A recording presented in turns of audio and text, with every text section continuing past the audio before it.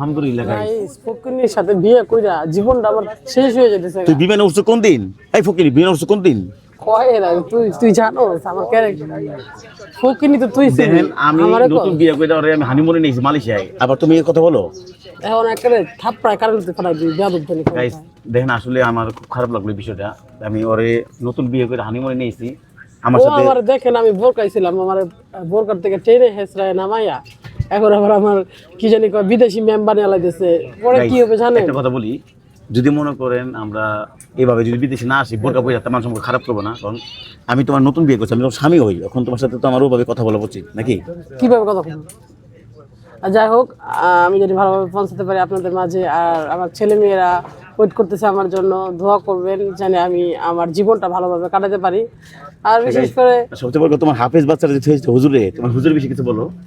হ্যাঁ আমার বাচ্চার জন্য আপনারা সবাই দোয়া করবেন আর খুব ওরা কান্না করতেছে তার জন্য আরো বেশি আইসা পড়া আর বিশেষ করে ডাবল বা মানে যাওয়া হয়েছে ডাবল করে মানে ডাবল মানে আর কি হানিমুন করছে নাকি? হ্যাঁ, কি ডাবল হানিমুন করলাম গাইস, মানুষ একবার হানিমুন করতে পারে না, ডাবল হানিমুন করলাম তো আবার 1 মাসে 2 বার। হ্যাঁ অবশ্যই জানাবেন আলহামদুলিল্লাহ অনেক ভালো লাগলো, আমাদের মালয়েশিয়ায় আমাদেরকে অনেকে দেখছে, অনেকে আমাদেরকে অনেক চিনে। প্রবাসী ভাইয়েরা আমাদেরকে দেখছে তাদের ভালো লাগা ভালোবাসা অনেক কিছু আপনারাও দোয়া করবেন আর আপনারা অবশ্যই ভিডিও আচ্ছা প্রবাস জীবনটা কিরকম যদি বলতা?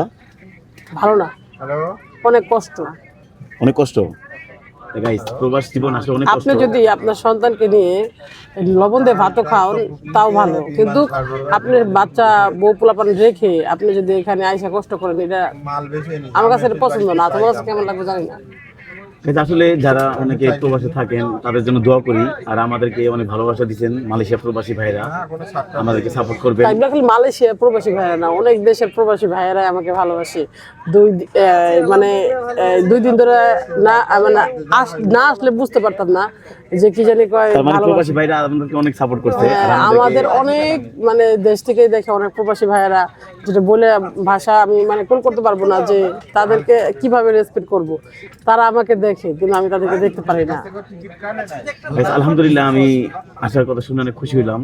আর আমি আমাকে অনেকে বলছে বিবাসে মারে বিয়ে করছেন ভালো হয়েছে, এটা সবের কাজ করছেন, আপনি দোয়া করবেন আমি একজন হাফেজের বাবা হইতে পারছি, একজন জান্নাতি হ্যাঁ মায়ের অবশ্যই স্বামী দোয়া হইতে পারছি। করবেন আমার দায়ভার নিয়ে কি আদৌ শাহিন ভুল কাজ করছে কিনা অবশ্যই আপনারা জানাবেন গাইস আরেকটা কথা হলো, মানে আমি ওকে পেয়ে আমার মানুষের আর এনে তো কাউ ভালো লাগতেছে না প্লিজ আপনারা মানে বিমানে জানি কেমন লাগে অবশ্যই কমেন্ট করে জানাবেন কারণ আমার কাছে ভালো লাগে না শাহিনের কাছে কেমন লাগে আমারও ভালো লাগে নাই, তবু আলহামদুলিল্লাহ বিমান প্রথম দেখলাম তো এই জন্য একটু ভালো লাগতেছে আসা, জানো। হ্যাঁ যাই হোক আপনারাও যারা আমার কাছের মানুষ আছেন যারা বিমানে ওঠেন অবশ্যই কমেন্ট করে জানাবেন আর যারা না ওঠেন তারাও কমেন্ট করে জানাবেন যে অনুভূতিটা কেমন লাগে bye bye Malaysia, bye bye প্রবাসী ভাইদেরকে, আর আমাদের জন্য অবশ্যই দোয়া রইলো, আর আপনাদের জন্য অবশ্যই দোয়া রইলো, আর আমাদের জন্য অবশ্যই দোয়া করবেন। আর তুমি বলো।